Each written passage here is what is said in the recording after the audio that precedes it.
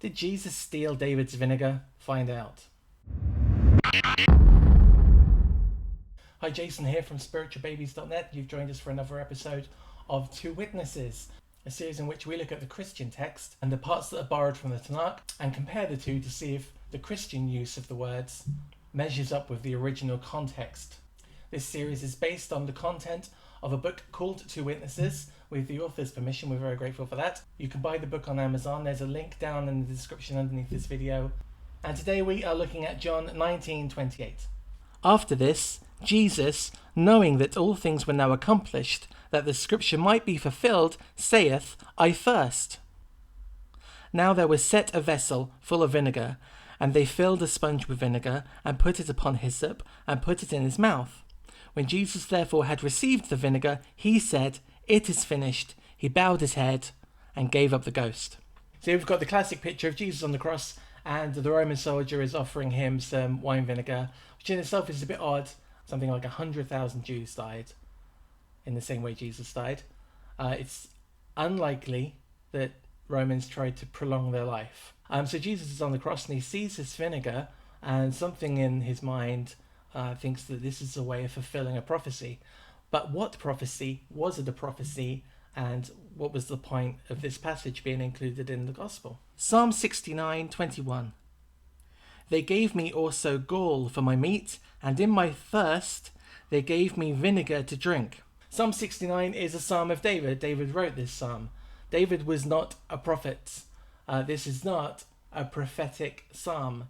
Jesus on the cross, on the stake, on this manner of execution that killed another 100,000 Jews, saw the vinegar, and according to John's text, decided that if he took some of this vinegar, he'd be fulfilling this particular prophetic psalm according to him. He believed this was a prophetic psalm. David didn't write prophetic psalms. David was a king, a warrior. He made mistakes in his life, but what he didn't do is write prophecy. Now, Psalm 69 is about David's expression of angst and worry and fear.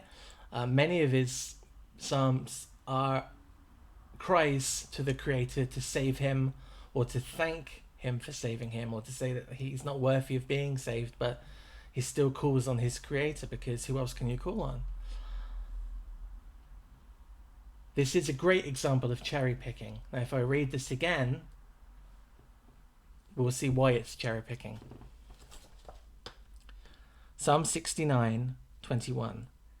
They also gave me gall for my meat, and in my thirst gave me vinegar to drink.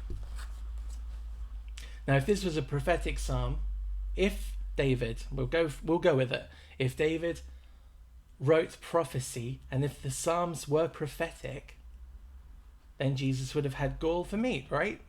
It can't be one and not the other, and you can't have a partial. If this was Jesus is on the cross and he wants to relive this text, then he has to have gall for meat. The fact is that this didn't even happen to David. These are poetic terms. He's saying that everything was bitterness, that his water was bitter, that his food was bitter, that his enemies had brought him to a place where life was hard and difficult and everything had a bad taste. So that was today's show. I hope you enjoyed it. We will be covering other misappropriated texts to do with the crucifixion of Jesus and that story. I have done this series with Rabbi Stuart Federer on the crucifixion. What is the gospel truth? You'll find that now on the corner of this video, so you can go to that playlist.